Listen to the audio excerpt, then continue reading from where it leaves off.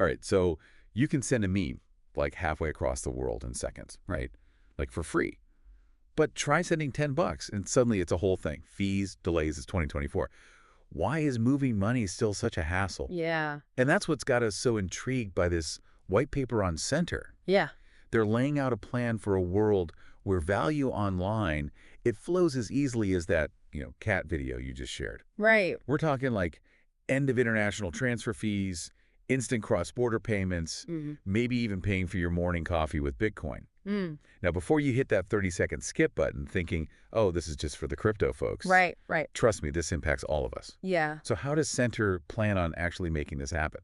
Well, it's really ambitious. They're aiming to create what they call the Internet Protocol for Money. So just like we have HTTP for websites and SMTP for emails, Center wants to create this universal language for online value exchange. So instead of all these different systems that don't really talk to each other, it would be like one smooth global network. For money. Exactly. And the key to this whole vision is something called stablecoins.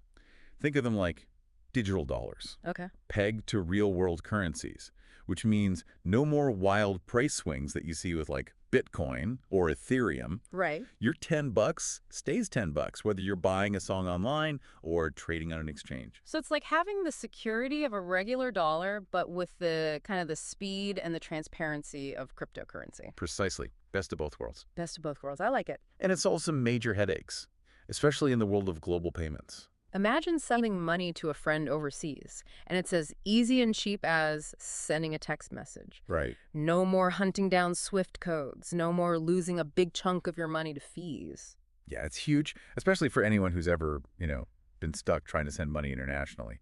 Those fees can be brutal. Absolutely. But this isn't just about like individual transactions, right? Yeah. What about the bigger picture? I mean, we've all heard the horror stories about unstable stablecoins. Right. How would Center avoid that? That's where their focus on governance comes in. Okay. Unlike some previous stablecoin projects, Center emphasizes independent oversight Okay. to make sure that all tokens are fully backed by real-world assets. Okay. Building trust and stability in the system right from the start. So it's not just about the technology. It's also about having checks and balances in place Exactly. to make sure things run smoothly and transparently. Exactly. It's like establishing a strong and reliable central bank, but for the digital age. Okay. I'm starting to see why this is a big deal. But let's get down to like how this would actually work, in practice. Yeah. So the white paper actually walks through some interesting examples, like real-world use cases. Right. And they introduce us to, like, David the crypto trader who's trying to buy some Ethereum. Okay. But David's in a bind Right. because his usual crypto exchange, they only deal in Bitcoin. Right. So he's got to go through all this hassle of converting his dollars to Bitcoin on one platform, sending it to another exchange, and then finally trading it for Ethereum, hoping that the price of Ethereum hasn't crashed in the meantime. Yeah. That's always the... Talk about a stressful way to start your day. Right. Exactly. So how would Center, change that scenario? So with Center, it'd be much smoother. Okay. David could just use an app from a Center, say, Circle, Okay. to instantly convert his dollars into US dollar tokens. So essentially, these are digital dollars Okay. that are directly usable on the network. So it's like digital cash, but it's accepted across all these different crypto platforms. Exactly. And because those tokens are pegged to the US dollar, Right. David doesn't have to worry about, the market suddenly crashing while he's in the middle of making a trade. That's huge, And especially for anyone who's lost sleep, watching their crypto investment Absolutely. Absolutely. take a nosedive. No. Okay, but what about for folks who maybe aren't, day trading crypto? Yeah. How would Center impact, sending money internationally? The white paper, they give another example for that. Okay. They introduce us to Alice in Norway Okay. and Bob in India. Yeah. Alice wants to send Bob some money, Right. but they use different mobile payment apps. Right. Which can be a nightmare. Which is usually a logistical nightmare. Don't even get me started, trying to navigate those different systems. It may be a nightmare. It's like deciphering hieroglyphics, what is going on. But in a Center-powered world, Okay. all of those different apps, even though they're different companies, different countries dealing with different currencies, Yeah. they'd all be speaking the same language, thanks to Center. Gotcha. So Alice could send Norwegian kroner. Right. Bob would receive Indian rupees. seamlessly and instantly. No more hieroglyphics. I'm already sold. But this all sounds very complex. Yeah. Like, how would they actually make this work? Uh, On a technical level, would everybody need to, like, adopt some new financial system? so that's where it gets really clever. They're not talking about replacing all existing systems. They want to connect them. Right. Much like the internet connected all these disparate computer networks back in the day. Right. And one of the key technologies that they're leveraging is something called state channels. Okay, state channels. I've heard that term, but I'm not going to lie, it kind of goes over my head. Sure. Can you break that down? Sure.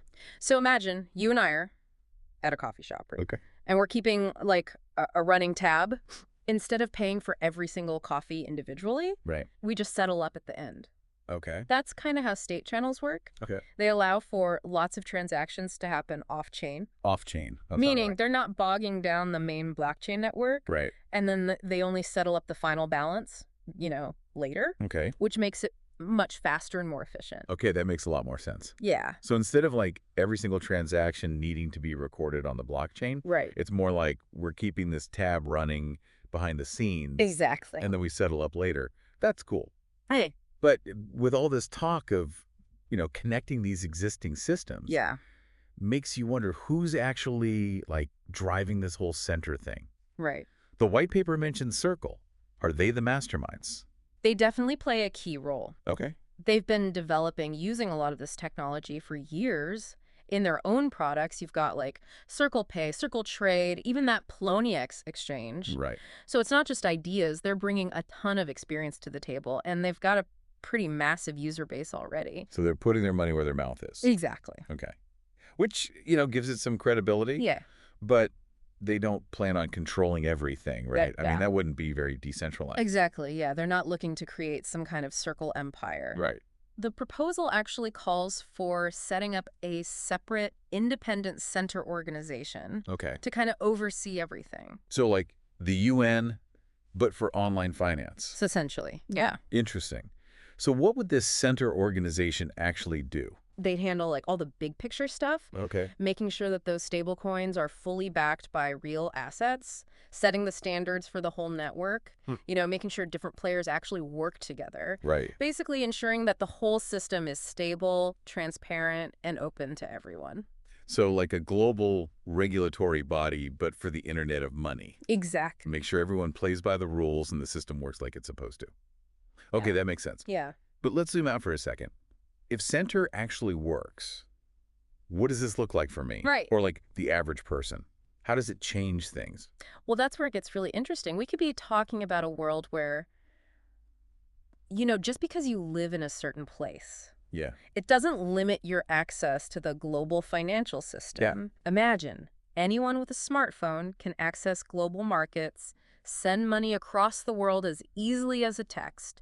You could use your local currency to get into the crypto economy. I mean, it could be huge, especially for people in communities who've been excluded from, traditional banking. Yeah. That's a really powerful thought. Suddenly those fees I paid to send money to my niece in Vietnam seem even more ridiculous. Yeah. This isn't just like tweaking the system a little. Right. This is like a fundamental shift Yeah. in how value moves around the world. Exactly. It's about tearing down those walls, building a system that's open and accessible to everyone. That's a future I want to be a part of. Me too, yeah. It's really got us thinking. And on that note, we'll leave you with something to ponder. If value could move as freely as information online, what would you build? What problems could you solve? It's a question worth thinking about as you explore the world of Center and stablecoins, because it looks like they're here to stay. Yeah, they're here to stay. Thanks for joining us for another deep dive.